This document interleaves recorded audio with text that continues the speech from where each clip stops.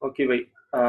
Sekiranya kawan kamu tak dapat online pada malam ni, cikgu rakam, so nanti cikgu upload dekat dalam YouTube, cikgu bagi link, nanti kamu tengok sahaja kalau tak dapat catch up untuk kelas malam ni lah. Okey, baik. So, kita sambung balik. Sekejap.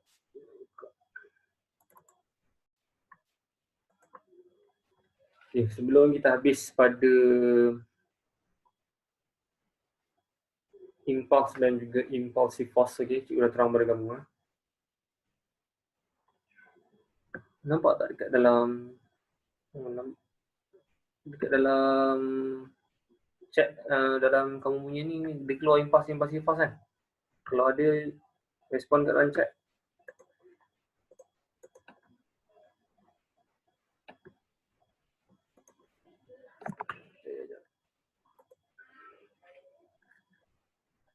Mana chat cikgu ni? Sekejap.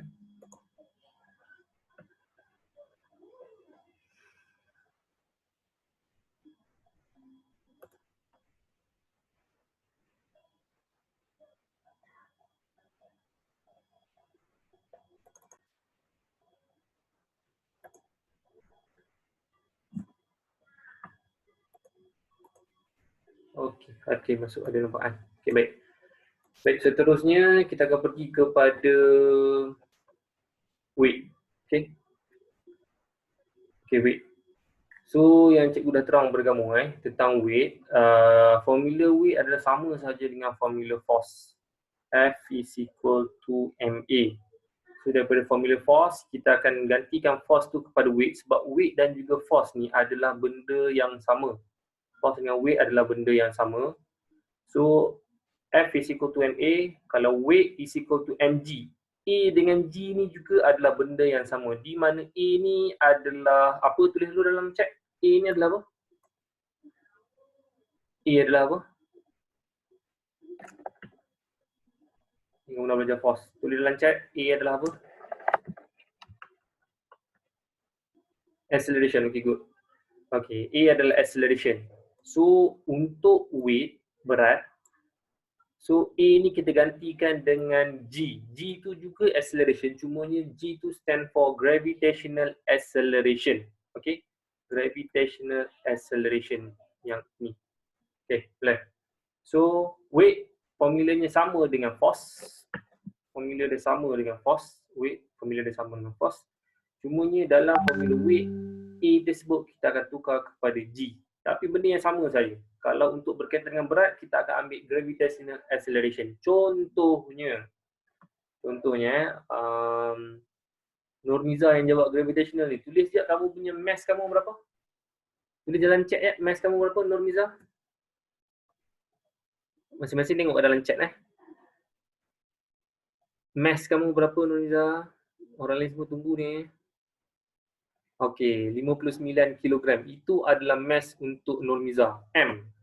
Kalau dalam formula ni M ni cikgu highlight Okey, M. 59 kg adalah mass untuk Nurmiza.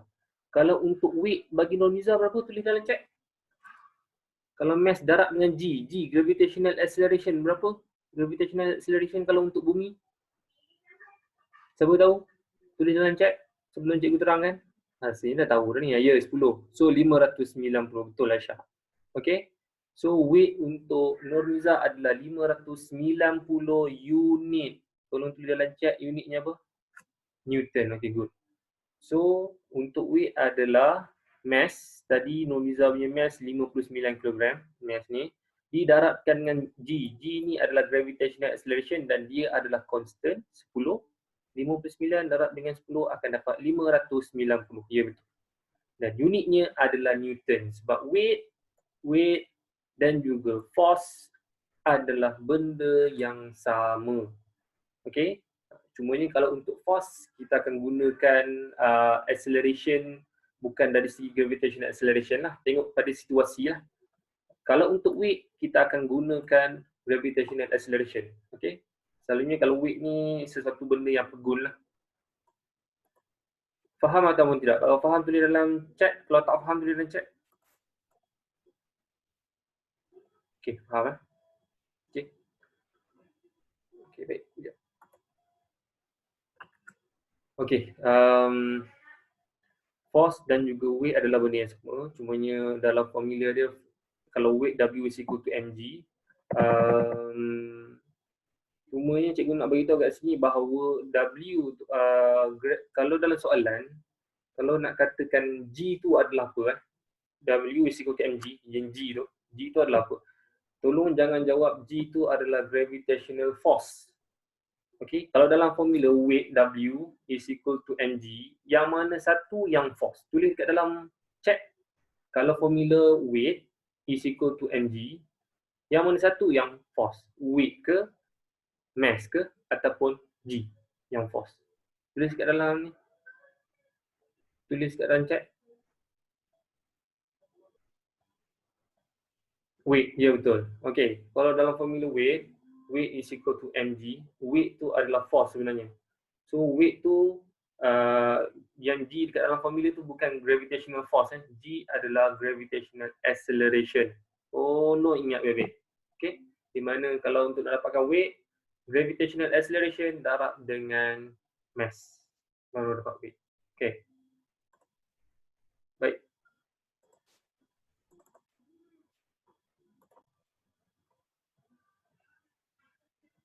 Okay, kalau dalam statement di dalam buku teks ni, gravitational acceleration dia gunakan 9.81. Kalau tak, dalam soalan tak diberi, kita akan gunakan 10 lah. Kalau diberi 9.81. So sekarang ni kalau mass of astronaut dekat bumi adalah 81.65 kilogram. Ini adalah mass. So formula weight adalah apa? Weight is equal to mass darabkan dengan gravitational acceleration. Gravitational acceleration yang ini yang diberikan. Maksudnya yang paling spesifik adalah 9.81 lah. Kalau dalam soalan, kalau tak diberikan, guna 10. Okay. So dia dah calculate, dia dapat 800.99 Newton. Kamu tengok kat bahagian belah kanan ni. Gravitational field strength on the moon adalah 1/6 daripada gravitational field strength on the earth. Okay. Maksudnya 1/6 daripada nilai graviti di bahagian bumi. So kalau nak calculate untuk weight bagi moon, bagi astronaut tersebut, kita akan darabkan dengan 1/6. 1/6 darabkan dengan 800.99 Newton. So ini adalah weight untuk astronaut di bulan. Soalan cikgu pada kamu. Berapakah mass untuk astronaut tersebut di bulan? Jawab dalam chat. Mass dia dekat bumi 81.65. Kalau dekat bulan mass dia berapa? Astronaut?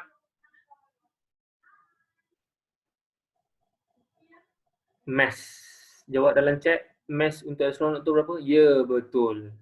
Mass tidak berubah.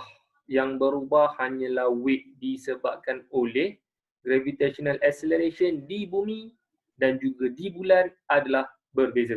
Okay? Kalau di bumi 9.81 lah. Kalau di bulan 1/6, kurang 1/6 daripada yang 9.81. Okey, baik.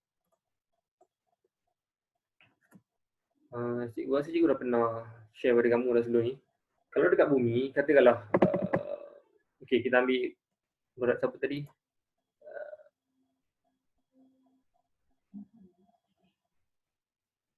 Okey, tak apalah, berat cikgu lah.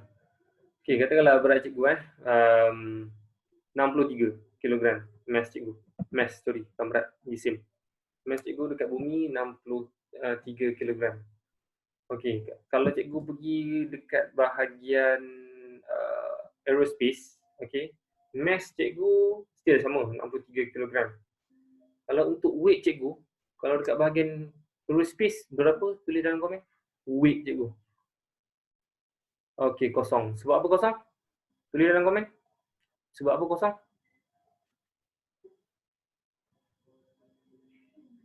Sebab tak ada graviti. Ya, betul. Graviti dia, nilai dia adalah zero.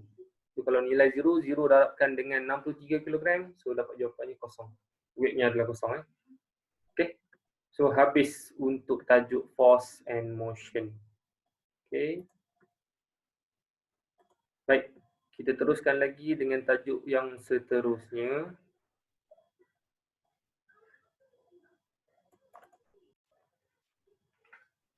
tajuk gravity. Okay.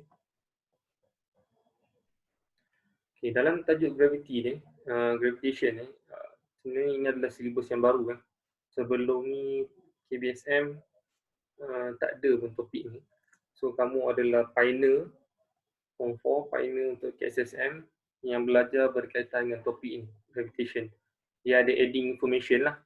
Sebelum ni kita ada belajar tentang gravity ni hanyalah dalam formula weight tadi, yang baru tadi kita belajar. W is equal to mg. Okay. Di mana kita akan dapat weight adalah bersamaan dengan mass didarabkan dengan gravitational acceleration. So untuk tajuk ni kita akan belajar apakah itu gravity. Okay, berkaitan dengan gravity akan belajar deep lagi, masuk dalam lagi. So kalau nak dibandingkan dengan senior kamu lagi advance lah. Senior kamu ni pun tak tahu berkaitan dengan gravitation ni. Okay. So ada 3 subtopik yang kamu akan belajar. Yang pertama Newton's Universal Law of Gravitation. Okay. So dia ada berkaitan dengan Newton's law. Newton's Universal Law. Ada nama Newton kat situ. Disebabkan apa ada nama Newton yang berkaitan dengan gravity? Siapa boleh bagi tahu kat cikgu? Sebab apa Newton ada kena-mengena dengan gravity? Tulis dekat dalam chat. Siapa tahu ada situasi apa yang berlaku?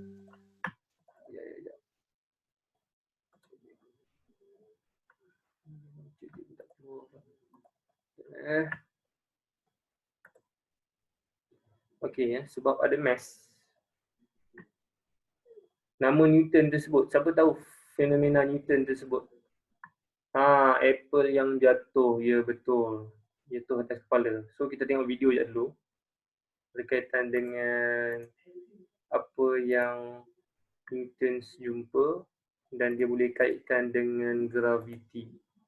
Okey, sekejap.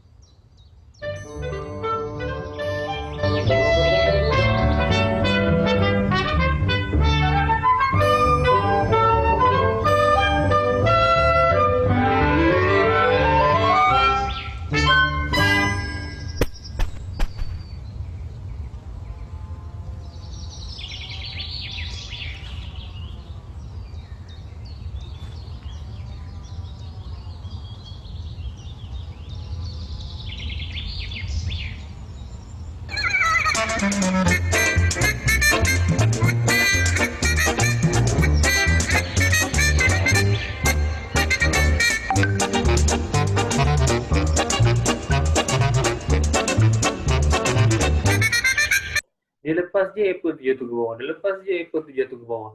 Kenapa kalau dia tak baling apple tu terus dia naik ke atas, tak turun ke bawah? Daripada situ dia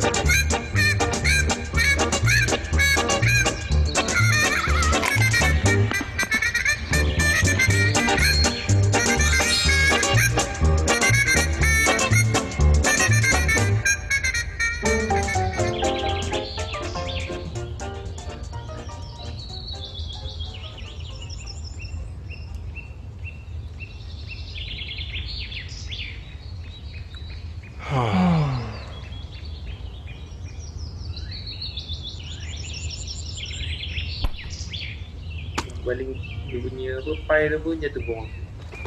Taik burung pun jatuh ke bawah juga.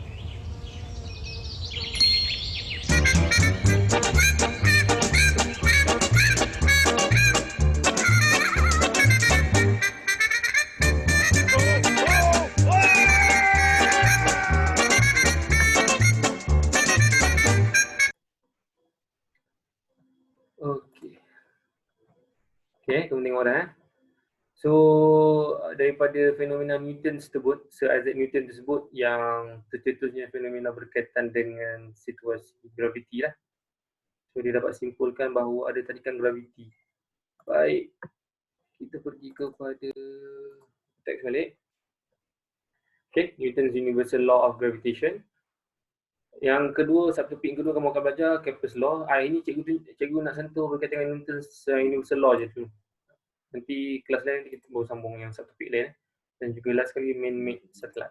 Okay, baik. Okay.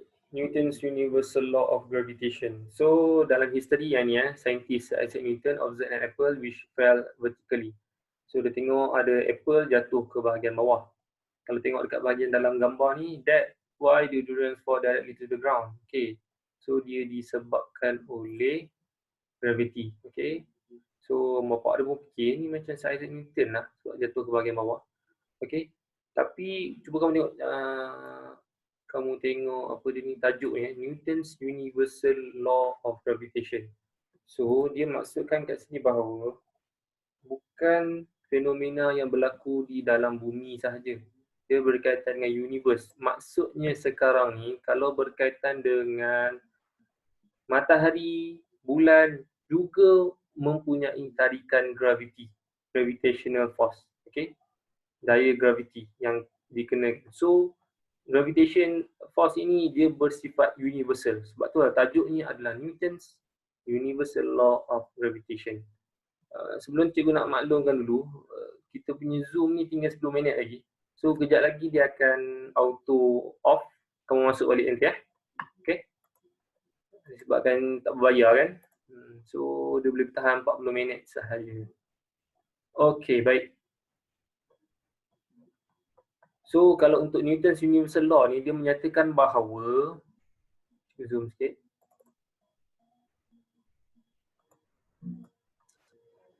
Tengok ayat. Kalau ada siapa yang dah photostate ataupun dah print, tolong highlightkan ayat ini.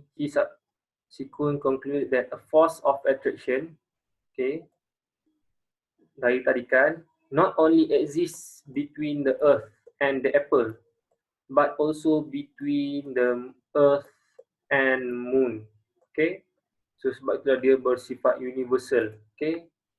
Dia bukan sahaja di dalam bumi ini. Okay. Baik. Seterusnya kita pergi kepada gravitational force is known as a universal force because it is between any two bodies in the universe. Okay. Kalau untuk gravitational force, dia bertindak pada dua badan. Kita namakan sebagai badan, two bodies. Contohnya dalam gambar ni, gravitational force as a universal force, interaction di antara dua body, contohnya yang arrow biru ni, dua bodinya adalah sun dan juga earth. Kalau arrow yang warna kuning ni, earth dan juga moon. Kalau yang warna ungu ni, matahari dan juga bulan. Okay. So gravitational force ni adalah attraction di antara dua body. Tolong ingat benda tu. Di antara dua body, so disebabkan itu boleh berlakunya gravitational force. Sebenarnya gravitational force ni di antara, katakanlah kamu duduk dalam kelas ke ataupun duduk dekat tepi, dekat kamu berhadap dengan laptop sekarang ni kan, dengan pad sekarang ni, okay. Dia sebenarnya ada tarikan graviti di antara setiap barang-barang dekat bahagian earth ni. Cumanya disebabkan apa tidak berlaku attraction di antara barang-barang di sekitar kamu dengan body kamu. Tolong jawab dalam chat, sebab apa? Agak-agak kamu lah. Patutnya ada attraction Hati pun tertarik ke cikgu? Amboi, hati pun tertarik. Okay, sebab apa? Sebab apa tak tertarik barang-barang yang berdekatan dengan kamu ni? Sebab mass dia kecil. Ya, betul. Disebabkan oleh mass yang kecil. Disebabkan itu, attraction dia akan jadi kecil. Force of attraction dia akan jadi kecil. Sebab tu tak berlaku apa-apa. Dia sebenarnya ada tetapi sangat sedikit. Okay? Dia hanya vibrate sajalah. Dan kamu tak nampak pun vibration tersebut. Okay? So benda-benda yang besar contohnya seperti dalam gambar ni, sun, earth, moon ni memang terlalu ketara lah. Disebabkan itu kita ada siang dan juga malam. Disebabkan ada putaran tersebut disebabkan oleh gravitational force. Okay? Gravitational acceleration di antara, contohnya kalau siang di antara matahari dan juga bumi, so disebabkan itu bumi akan mengelilingi matahari. So disebabkan itu attraction di antara kedua-duanya berlaku, kamu akan ada siang. Dan tiba-tiba ada malam pula disebabkan oleh moon dan juga earth interact di antara satu sama lain. Okay. So point kat sini gravitational force dia berkaitan dengan dua body. Okay. Dua jasad. Okay. Baik. attraction di antara two bodies. Okey. Pada tahun 1687 ada dua relationship yang Isaac Newton ni telah perkenalkan. Okay, dia dapat discover dua benda, dua kaitan. Yang pertama, F is directly proportional to M1 darab dengan M2. M1 ni adalah apa? M adalah mass. Kamu tengok gambar dekat bahagian bawah ni. So tadi cikgu cakap tadi gravitational acceleration antara dua bodies. Okay, dua bodies. So ada dua body body satu dan juga body dua. Okay. So Isaac Newton ni cakap apa? Gravitational force is directly proportional to M1 dan juga M2. Maksudnya mass untuk yang body yang pertama dan juga mass untuk body yang kedua, okay, bila didarabkan kedua-duanya, dia berkadar langsung dengan gravitational force. Makin meningkat mass, apa berlaku kepada gravitational force? Tulis kat dalam chat. Makin meningkat mass, apa berlaku kepada gravitational force F ni? Tulis dalam chat. Ya, meningkat. Makin kuat, makin meningkat lah. Okay, gravitational force makin meningkat. Itu yang pertama. F is directly proportional to M1, M2. Darab dengan M2. Baik, seterusnya. Yang kedua, Sir Isaac Newton beritahu pada kita bahawa F is inversely proportional to R squared. R ni adalah apa? R adalah distance. Okay, R adalah distance di antara satu body ke satu body. Okay, distance di antara dua body ini kita akan letakkan simbolnya sebagai R. R tu adalah untuk distance lah di antara kedua-dua body.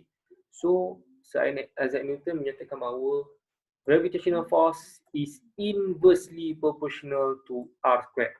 Apa maksud inversely proportional? Apabila R ni increase, bertambah, apa jadi kepada F? Tulis kat dalam chat. Apabila R increase, apa jadi pada F? Okay, good.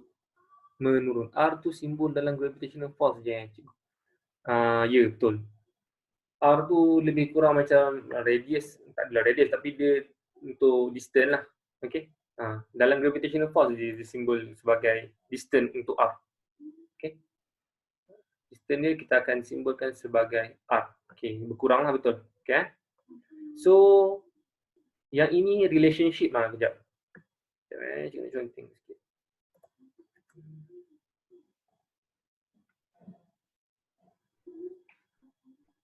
Okay.